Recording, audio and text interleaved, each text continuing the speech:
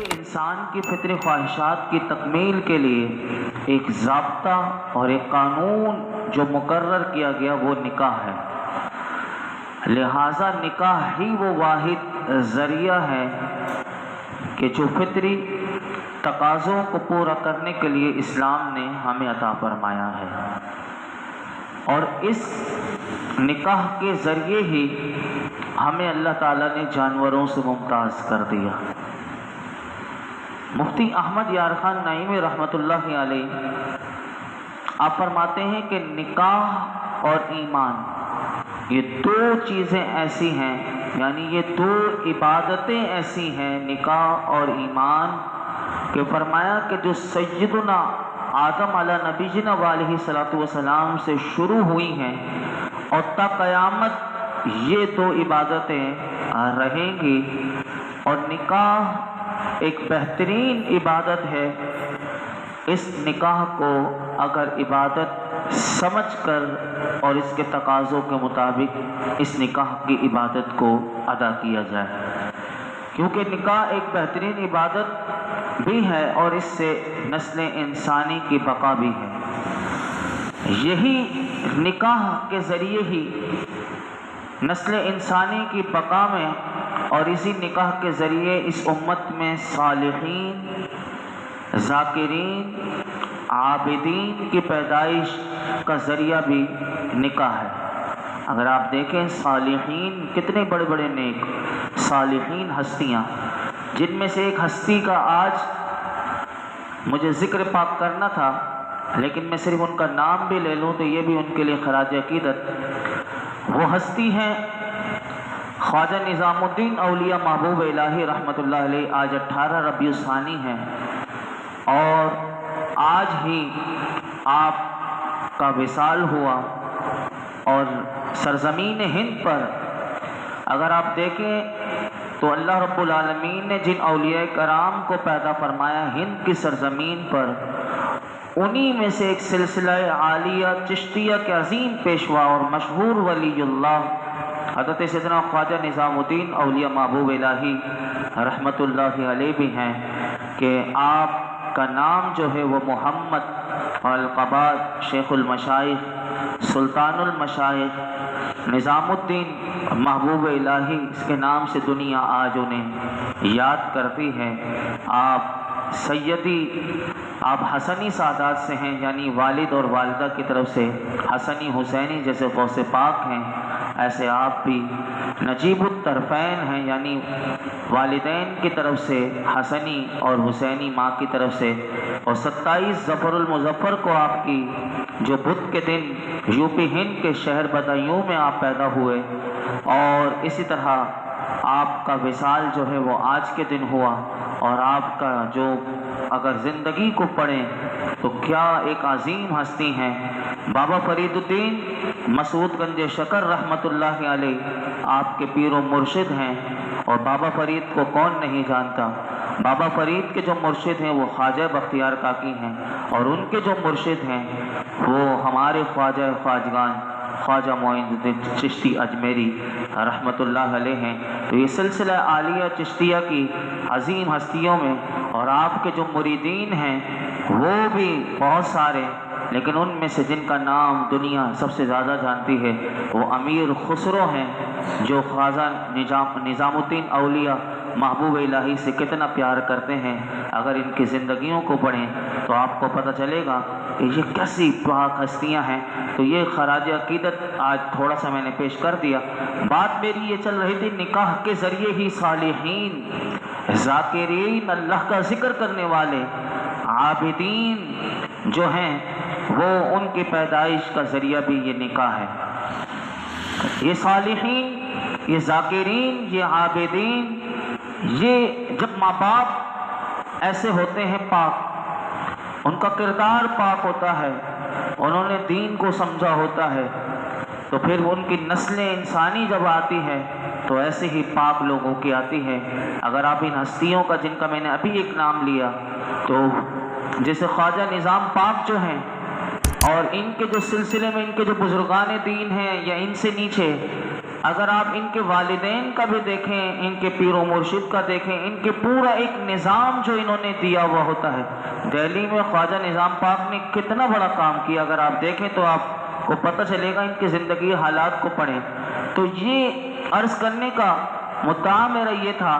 کہ ان نکاح جو ہے ایک بہترین ذریعہ ہے.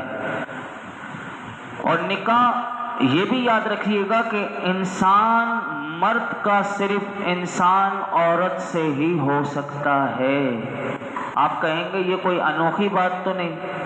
تو یہ انوکھی بات نہیں، یہ حقیقت ہے. کیونکہ یاد رکھیے گا نہ جن سے ہو سکتا ہے اور نہ دریائی انسان سے ہو سکتا ہے، نہ کسی جانور سے ہو سکتا ہے. کیونکہ جانور والی صفت جب انسان میں آ جائے تو آج یورپ میں جانوروں سے شادیاں ہو رہی ہیں. اگر آپ دیکھیں گے تو لوگ جانوروں سے، کتے بلیوں سے شادیاں کر رہے ہیں. تو یہ نکاح جو ہے وہ انسان مرد کا صرف انسان عورت سے ہی ہو سکتا ہے، نہ جن سے ہو سکتا ہے، نہ جنی سے ہو سکتا ہے، اور نہ کسی دریائی انسان سے اور نہ کسی جانور سے. کیونکہ دنیاوی نکاح میں جو شرط ہے وہ ہم جنس ہونا، یہ شرط ہے. آئیے میں آپ کو میں بتاتا ہوں کہ پہلے تو یہ جانیے کہ نکاح کس چیز کا نام ہے. نکاح کی تعریف کرتے ہوئے مفتی امجد علی اعظمی رحمۃ اللہ علیہ فرماتے ہیں، نکاح اس عقد کو کہتے ہیں، اس بندھن کو کہتے ہیں، اس گرہ کو کہتے ہیں جو اس لیے مقرر کیا گیا کہ مرد کو عورت سے جمع وغیرہ حلال وہ جائز ہو جائے. اور نکاح کہتے ہیں ایجاب و قبول ہونے کو. یعنی ایک یہ کہے نکاح میں کہ میں نے اپنے آپ کو تیری زوجیت میں دیا، دوسرا کہے کہ میں نے قبول کیا، تو یہ ایجاب و قبول ہوا. اور یہ نکاح کے دو رکن ہیں، اور یہ بنیادی چیز ہے کہ جس میں ایجاب و قبول نکاح میں ہونا، اور جس میں جو سب سے پہلے کہتا ہے، چاہے وہ عورت کہہ دے کہ میں نے اپنے آپ کو تیری زوجیت میں دیا، یا مرد کہہ دے کہ میں نے اپنے آپ کو تیری زوجیت میں دیا، اس کو کہتے ہیں ایجاب. اور سامنے سے جو ایکسپٹ کیا گیا کہ میں نے قبول کیا، تو اس کو کہتے ہیں قبول. تو یہ ایجاب و قبول کا نام نکاح ہے. نکاح جو ہے وہ صرف مذہبی طور پر نہیں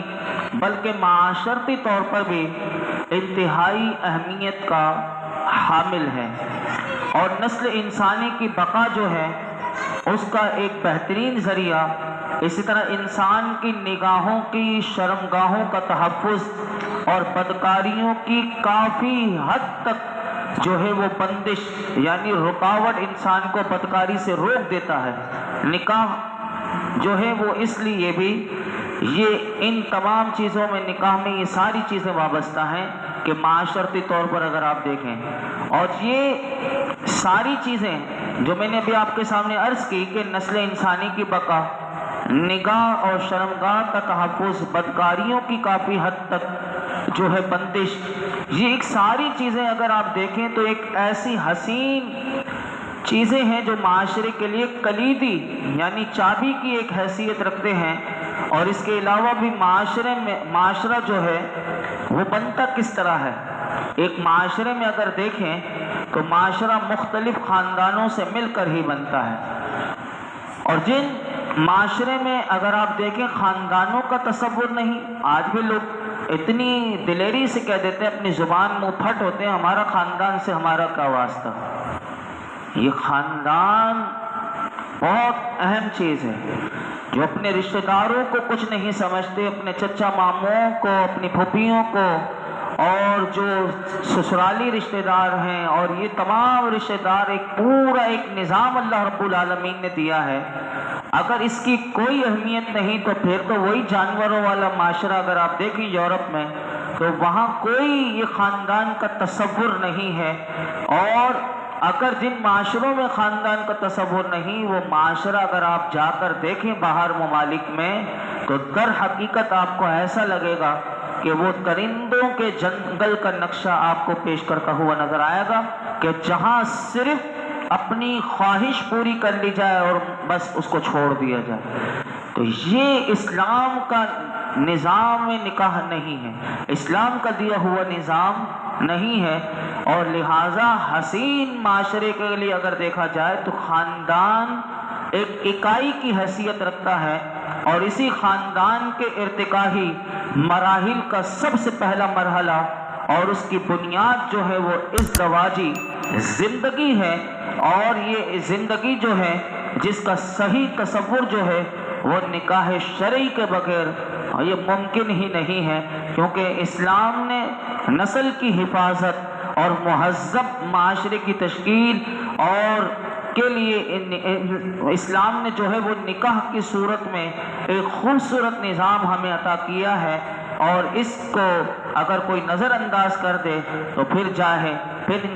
اسلام جو ہے پھر اس انسان کو یہی کہتا ہے کہ پھر تو جانوروں کی طرح جہاں چاہے منہ مار، پھر معاشرے میں پھر دیکھتے ہیں تو ایسے ہی حیوان قسم کے درندے ہمیں نظر آتے ہیں کہ جو پھر کسی بھی چوراہے پر کسی کی بھی عزت لوٹ لیتے ہیں، تو وہ انسانیت کے دائرے سے وہ نکل چکے ہوتے ہیں، پھر وہ ان کا وہی حال ہوتا ہے جیسے جانور جہاں چاہتے ہیں منہ مارتے ہیں، تو انسان بھی پھر ایسے ہی جب اسے خاندان اور وہ نکاح کے ذریعے ایک پاکیزہ عمل اور اس سے نہیں گزرنا چاہتا تو پھر وہ اسی طرح جانوروں کی طرح جی چاہتا ہے اس کا، وہ منہ مارتا پھرتا ہے، تو پھر ایسا اگر معاشرہ بن جائے تو یاد رکھیے پھر معاشرے میں پھر حیوانیت ہی عام ہوگی، اور پھر اس قسم کی خطرناک قسم کی مہلک بیماریاں کہ جب معاشرے میں ایسے حیوان ہوں گے تو وہاں اللہ کی رحمت نہیں آئے گی بلکہ اس کا عذاب آئے گا، اور پھر وہ خطرناک قسم کی مہلک قسم کی بیماریاں وہ جنم لیں گی اور پھیلیں گی، اور لوگ ہلاک ہوں گے اور لوگوں کا نسب برباد ہو جائے گا، خاندان کا وجود مٹ جائے گا، قوموں کی قومیں ختم ہو جائیں گی، اور معاشرے میں حقیقی تہذیب نام کی کوئی چیز وہ باقی نہیں رہے گی۔ اور سب سے بڑا نکاح کا جو مقصد بھی ہوتا ہے، انسان سکون چاہتا ہے، اگر سکون پھر جب حیوانیت عام ہوگی تو پھر سکون نام کی چیز بھی انسان ڈھونڈنا چاہے گا، تو اسے سکون نام کی کوئی چیز نہیں ملے گی۔ اور اگر آپ دیکھنا چاہیں تو یورپین ممالک میں جا کر دیکھیے، وہاں سب کچھ تو ہوگا، پیسہ ویسا سب کچھ ہوگا، لیکن جہاں خاندانی نظام اور اسلام کے دیے ہوئے نظام سے ٹکرا کر مخالف وہ فطرتی عمل سے جب انسان گزر رہا ہے تو وہاں سکون نہیں ہے، بلکہ آپ کو وہاں وہ اس نعمت سے محروم افراد کے وہاں عجیب بے چینی آپ کو نظر آئے گی، اور وہاں نفسیاتی ہاسپٹل آپ کو سب سے زیادہ ملیں گے۔ آپ جا کر سروے بھی کر سکتے ہیں اور رپورٹ بھی پڑھ سکتے ہیں کہ سب سے زیادہ نفسیاتی ہاسپٹل اور نفسیاتی مسائل، ڈپریشن، اینزائٹی وغیرہ آپ کو انہی ممالک میں ملے گا کہ جہاں یہ چیز نہیں ہے۔ اسلامی نقطہ نظر سے اگر آپ اس کی اہمیت کو سمجھنا چاہیں تو اسلامی نقطہ نظر سے نکاح کی اہمیت کا اندازہ اس بات سے لگایا جا سکتا ہے کہ نبی کریم صلی اللہ علیہ وسلم اور دیگر رسولوں نے نکاح فرما کر ازدواجی زندگی کی جو اہمیت بخشی ہے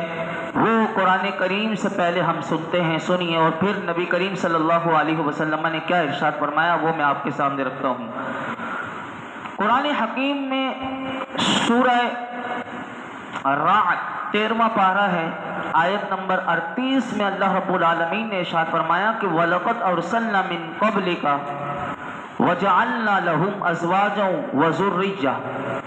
فرمایا کہ وَلَقَدْ أَرْسَلْنَا رُسُلًا مِن قَبْلِكَ، اور بے شک ہم نے تم سے پہلے رسول بھیجے، تو جو بھیجے تو ان کا مقصد اللہ تعالیٰ نے آگے بتایا کہ وَجَعَلْنَا لَهُمْ أَزْوَاجًا وَذُرِّيَّةً، کہ محبوب ان رسولوں کے لیے بیویاں بھی تھی اور ان کے بچے بھی، ان کے لیے بیویاں بھی اور بچے بھی ان کے تھے۔ تو اسی طرح رسول اللہ صلی اللہ علیہ وسلم نے بھی نکاح فرمایا، اور آپ سے پہلے جتنے رسول انبیاء تھے ان سب نے نکاح فرمایا، ان کے لیے بیویاں بھی تھیں اور ان کے بچے بھی اللہ رب العالمین نے عطا فرمائے۔ بنی اسرائیل میں دیکھیں تو کتنے نبی ہیں کہ جن کی اولاد ہی اللہ رب العالمین نے نبی بنائے۔ حضرت یعقوب علیہ السلام کے بیٹے دیکھیں آپ، یوسف علیہ السلام، جو ہیں، اسی طرح بہت سارے نبی بنی اسرائیل میں حضرت موسیٰ علیہ السلام، حضرت عیسیٰ علیہ السلام،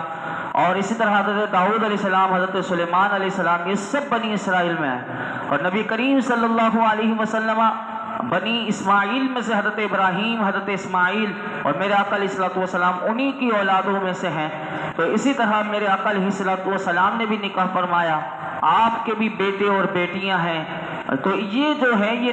نبیوں کی سنت بھی ہے، رسولوں کی بھی، اور میرے آقا کی بھی سنت ہے۔ نبی کریم صلی اللہ علیہ وسلم نے ایک حدیث پاک میں ارشاد فرمایا کہ 4 چیزیں رسولوں کی سنتوں میں سے ہیں، یعنی میری سنت تو ہے ہی، لیکن پچھلے رسولوں کی بھی سنت میں سے بھی ہے 4 چیزیں۔ نمبر 1 فرمایا حیا کرنا۔ حیا سب سے بڑی چیز ہے۔ یہ حیا پیچھے سے جڑتی ہوئی آ رہی ہے۔ انسان سب سے پہلے حیا اپنے اندر، ہر چیز، آنکھوں کی حیا، شرمگاہ کی حیا، ظاہری لحاظ سے، باطنی لحاظ سے، خلوت جلوت میں ہر لحاظ سے حیا کرے، اللہ سے حیا، لوگوں سے حیا۔ تو یہ حیا جو ہے یہ رسولوں کی سنت ہے۔ یہ پورا ایک چیپٹر ہے حیا پر بھی ہم کافی عرض کر چکے ہیں۔ نمبر 2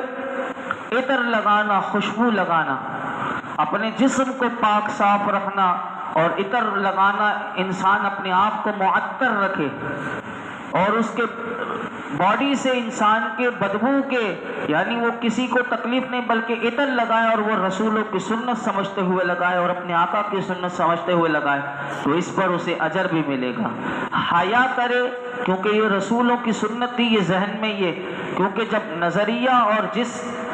نیت کے ساتھ لگائے گا تو اس پر اس کو اجر بھی الگ اور اس کا ثواب بھی بڑھتا چلا جائے گا۔ 2 باتیں۔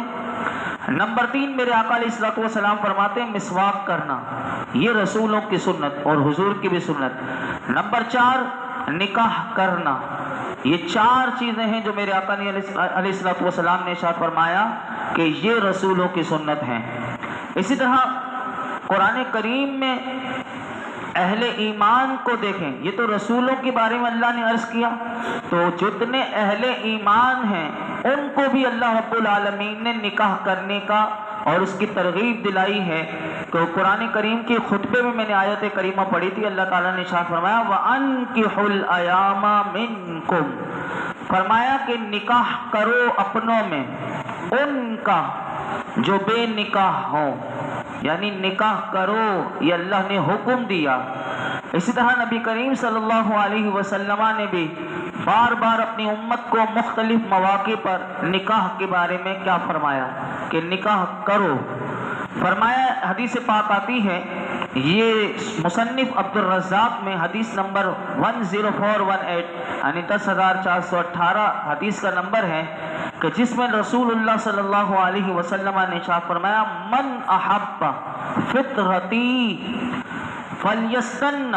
بسنتی ومن سنت النکاح۔ رسول اللہ صلی اللہ علیہ وسلم نے ارشاد فرمایا جو شخص میری فطرت یعنی اسلام سے محبت کرتا ہے، یعنی ایک اسلام تو ہم لے کر آ گئے، دین اسلام ہمارا دین ہے۔ میرے آقا فرماتے من احب فطرتی، کہ جو شخص میری فطرت یعنی اسلام سے محبت کرتا ہے، فلیستن، تو اسے میری سنت اختیار کرنی چاہیے۔ اور وہ حضور نے فرمایا وہ میری سنت کیا ہے، تو فرمایا ومن سنت النکاح، تو وہ نکاح جو ہے وہ میری سنت ہے۔ تو جو میری فطرت یعنی اسلام سے محبت کرتا ہے تو اسے میری اس سنت یعنی نکاح سے اسے نکاح کرنا چاہیے، اور نکاح سے وہ اس کو لگاؤ ہونا چاہیے۔ نمبر 2 ایک اور حدیث پاک میں ابن ماجہ شریف میں یہ حدیث پاک ہے کہ 1846 نمبر حدیث کا نمبر ہے، کہ نبی کریم صلی اللہ علیہ وسلم نے ارشاد فرمایا النکاح من سنتی فمن لم یعمل بسنتی فلیس منی، نکاح میری سنت ہے تو جس نے میری سنت پر عمل نہ کیا وہ مجھ سے نہیں۔ یعنی نکاح کی اہمیت رسول اللہ بتا رہے ہیں کہ نکاح ہی وہ واحد راستہ ہے کہ جس سے حضور کے راستے پر انسان چل سکتا ہے، اور اس راستے سے ہٹ کر چلے گا تو میں شروع میں عرض کر چکا کہ وہ راستہ بدکاری والا راستہ ہے، وہ حیوانیت والا راستہ ہے کہ جس پر انسان اگر چل جائے گا تو پھر اس کے لیے تباہی اور بربادی ہی ہے۔ اسی طرح ایک اور حدیث پاک میں جو آپ ہر نکاح میں سنتے ہوں گے کہ نکاح کے خطبے میں امام صاحب سے کہ فرمایا من رغب عن سنتی فلیس منی، کہ جو میری سنت سے روح گردانی کرے وہ مجھ سے نہیں۔ یعنی یہ نبی کریم صلی اللہ علیہ وسلم نے فرمایا کہ وہ میرے طریقے پر، میرے عمل پر نہیں ہے، وہ کسی اور ہی عمل پر ہوگا۔ تو قرآن و حدیث میں اگر ہم دیکھتے ہیں تو جہاں ہمیں یہ پتہ چلتا ہے کہ نکاح چونکہ ایک انسان کے لیے ضروری ہے اور اس کی فطری خواہش جو اللہ نے اس میں رکھی ہے اس کا پورا کرنے کا ایک بہترین ذریعہ ہے، لیکن اس کے بینیفٹس دنیاوی ہوں یا دینی ہر لحاظ سے اس کے بھی بہت زیادہ ہیں۔ لیکن ہمارے ہاں کیونکہ لوگوں نے نکاح کو جو سمجھا وہ صرف عام طور پر لوگوں کے ذہنوں میں، اکثریت کے ذہن میں صرف اتنا ہوتا ہے کہ اگر پوچھا جائے کہ بتائیے نکاح کا کیا فائدہ ہے تو صرف کوئی ایک بتا دے گا، کوئی دو بتا دے گا، اور صرف یہ کہے گا کہ یہ فطری جذبات کی تسکین کے حصول کا ذریعہ ہے۔ نمبر دو، مذہبی طریقہ، یا پھر یہ اولاد حاصل ہونے کا اور نسل جاری رہنے کا ایک بہترین ذریعہ ہے، بس صرف اتنا ہی انسان نکاح کو سمجھتا ہے۔ لیکن اگر آپ دیکھیں تو دینی فوائد تو میرے آقا علیہ الصلوۃ والسلام نے اس کے بارے میں بے شمار احادیث مبارکہ ہیں۔ میں دو آپ کے سامنے عرض کرتا ہوں کہ نبی کریم صلی اللہ علیہ وسلم نے ارشاد فرمایا جب تم میں سے کوئی نکاح کر لیتا ہے، اب دیکھیے نکاح کا فائدہ کتنا بڑا ہے۔ حضور فرماتے ہیں جب تم میں سے کوئی نکاح کر لیتا ہے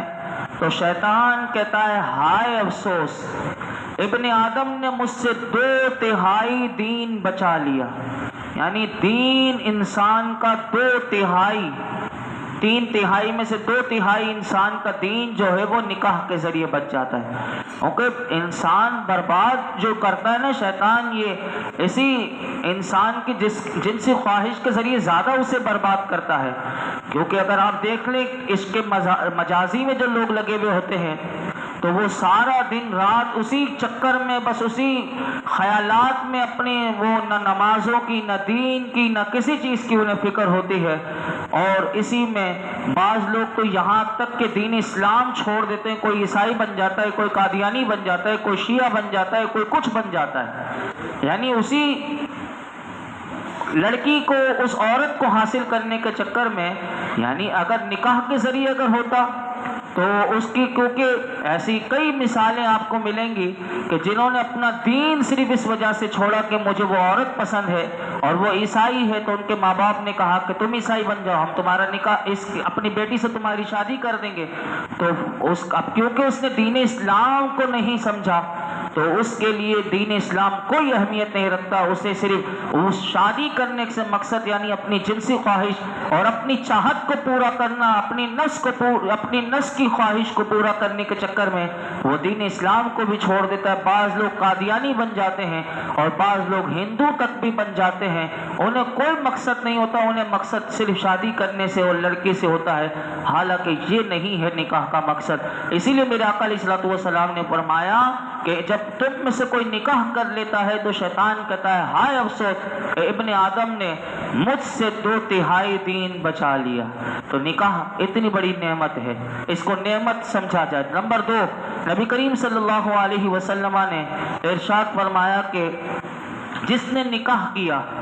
بے شک اس نے اپنا آدھا دین بچا لیا۔ اور یہ خطبے میں بار بار بتایا جاتا ہے لوگوں کو نکاح کا، کیونکہ ترجمہ خطبے کا نہیں آتا۔ النکاح نصف الایمان، یہ ہے کہ نکاح جو ہے وہ آدھا ایمان ہے، میرے آقا علیہ الصلوۃ والسلام فرماتے۔ اور اسی طرح فرمایا کہ بے شک اس نے اپنا آدھا دین بچا لیا۔ اور پھر میرے آقا اسی حدیث پاک میں فرماتے ہیں اب آدھا بچ گیا نا، آدھا تو نکاح کے ذریعے اس کا دین بچ گیا، تو میرے آقا فرماتے ہیں اب جو آدھا بچا وہ اللہ سے ڈر کے بچا لے۔ اور یہی نکاح کے خطبے میں بار بار پڑھا جاتا ہے اتقوا اللہ، اللہ سے ڈرو۔ یہ 3-4 آیاتیں جو پڑھی جاتی ہیں اس میں بار بار کہا جاتا ہے اللہ سے ڈرو۔ اب اللہ سے ڈرنا کیسے ہوگا؟ تو وہ سارا وہ پورا ایک نظام ہے کہ کس کس مقام پر اللہ جہاں دیکھنا چاہتا ہے وہاں انسان نظر آئے، جہاں نہیں دیکھنا چاہتا وہاں نظر نہ آئے، اور ہر وہ کام کرے جو اللہ کو پسند ہے، اللہ کے رسول کو پسند ہے، ہر اس کام سے اپنے آپ کو بچائے جو اللہ اور اللہ کے رسول کو ناپسند ہے۔ تو اب آپ اندازہ کیجئے کہ جس نے میرے آقا نے فرمایا کہ نکاح کیا تو اس نے اپنا آدھا دین بچا لیا، اب وہ آدھا جو ہے وہ اللہ سے ڈر کر بچا لے، تو اب نکاح کرنے کے بعد تو انسان اللہ سے ڈرنا، تو گویا کہ میں وہ موضوع پر آؤں گا چند جمعوں کے بعد کہ اب جو ہے نکاح کو ایک مذاق لوگوں نے بنا لیا، اور نکاح جو ہے وہ ایک ایک ہفتے میں، وہ ایک مہینے میں، 2 مہینے میں وہ لوگوں نے نکاح کو مذاق بناتے ہوئے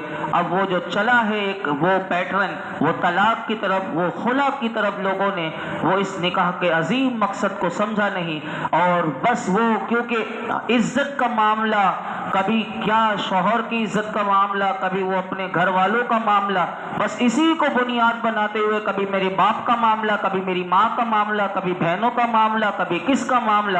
لیکن کسی کی بیٹی کو جو گھر لے کر آئے اسے فوراً یکدم 1 2 3 کر کے اس کو فارغ کر دیا جاتا ہے۔ تو یہ جو ہمارے یہاں چلا ہے اس نے نکاح کے مقصد کو حقیقت میں سمجھا ہی نہیں۔ لیکن یہ تو آپ نے ساری باتیں سن لی، میں کیونکہ وقت میرا مکمل ہو رہا ہے، میں صرف اتنا بتا دوں نکاح کرنا کب فرض ہوتا ہے، کب واجب، کب سنت، کب مکروہ اور کب حرام ہے۔ نکاح نہیں کر سکتا، حرام ہے اس کے لیے۔ اب یہ تو آپ نے سن لیا نکاح کرو، تو نکاح کے بارے میں آخری بات سن لیجئے کہ اگر شہوت اس حد تک بڑھ جائے کہ نفس پر قابو پانا مشکل ہو جائے، شہوت اس حد تک بڑھ جائے کہ نفس پر قابو پانا مشکل ہو جائے، اور گناہ کرنے کا ارتکاب، گناہ کا ارتکاب اس کا غالب گمان ہو، گمان غالب ہو، تو شادی کرنا واجب۔ لیکن اس کے ساتھ ایک شرط یہ ہے کہ واجب تو ہو گئی، اب اس کے لیے شادی کرنا واجب اس صورت میں کہ اس کے پاس نان نفقہ اور ادائیگی مہر اور دیگر حقوق کی ادائیگی کی استطاعت ساتھ رکھتا ہو۔ یہ یاد رکھیے گا۔ اب یہ نہیں کہ نفس کی وہ شہوت اس قدر غالب ہو گئی کہ نفس پر قابو پانا مشکل ہو گیا، لیکن وہ نان نفقہ نہیں دے سکتا، یعنی بیوی کا جو خرچ ہے، اس کے روٹی کپڑا مکان جو ہے وہ نہیں کر سکتا، مہر نہیں دے سکتا، حقوق نہیں ادا کر سکتا، لیکن وہ کہے کہ وہ نفس پر قابو پانا مشکل، تو اس کے لیے پھر اگلا اسٹیپ میں انشاءاللہ آئندہ بتاؤں گا، لیکن میں صرف تعریف بتا رہا ہوں کب فرض ہے کب واجب ہے۔ تو یہ چیزیں کرنے کی استطاعت رکھتا ہو اور نفس پر قابو پانا مشکل ہو جائے اور ارتکاب گناہ کا کرنا غالب گمان ہو جائے تو نکاح کرنا واجب ہو جاتا ہے، اور یقین ہو جائے کہ میں گناہ کر اب تو ہوگا ہی، مجھ سے ہو جائے گا، یقین ہے اس کے اوپر کہ مجھ سے گناہ ہو جائے گا، تو پھر نکاح کرنا فرض ہو جاتا ہے۔ وہ ساری تعریف پیچھے والی یاد رکھیے گا۔ اسی طرح اعتدال کی حالت میں نہ شہوت کا بہت زیادہ غلبہ ہو اور نہ مرد بھی نہ ہو، اور مہر اور نفقہ اور قدرت بھی اس کے اندر ہو، تو پھر نکاح کرنا نکاح سنت ہے، مؤکدہ ہے، یعنی تاکید ہے۔ ایسی جو جتنی باتیں میں نے پیچھے کی یہ والے نکاح کے لیے ہے کہ اعتدال کی حالت میں بندہ ہے اور نہ مرد بھی نہیں ہے، نفقہ بھی دے سکتا ہے، بیوی کا خرچ بھی اٹھا سکتا ہے اور حقوق کو بھی ادا کر سکتا ہے، مہر بھی دے سکتا ہے۔ لوگ مہر کو بھی ایک مذاق بنایا ہوا ہے، مہر اتنا لکھواتے ہیں ساری زندگی نہیں دیتے، مر جاتے ہیں اب ان کے وارث اس کے مال میں سے بھی نہیں دیتے۔ تو یہ مہر دینا تو ضروری تھا، لیکن کب دینا تھا وہ لوگوں نے سمجھا نہیں۔ تو یاد رکھیے کہ مہر بھی عورت کا حق ہے۔ اسی طرح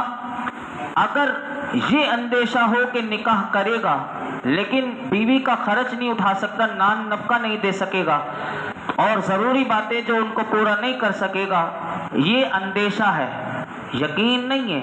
تو پھر مکروہ ہے، نہیں کرے، مکروہ ہے اس کے لیے، کراہیے۔ اور ان باتوں کا یقین ہے، وہ جانتا ہے اپنی حالت کہ میں کمبخت کام ہی نہیں کرتا، بس میرا کھانا پینا روٹی، بس میں باپ کی روٹی پر پلتا ہوں اور گھر میں بیٹھا رہتا ہوں اور میں نے کمانا دمانا کچھ نہیں ہے۔ اس کو یقین ہے نہ میں بیوی کا نان نفقہ دے سکتا ہوں اور نہ ضروری باتیں پورا کر سکتا ہوں، ایسے شخص کے لیے نکاح کرنا تو حرام ہے،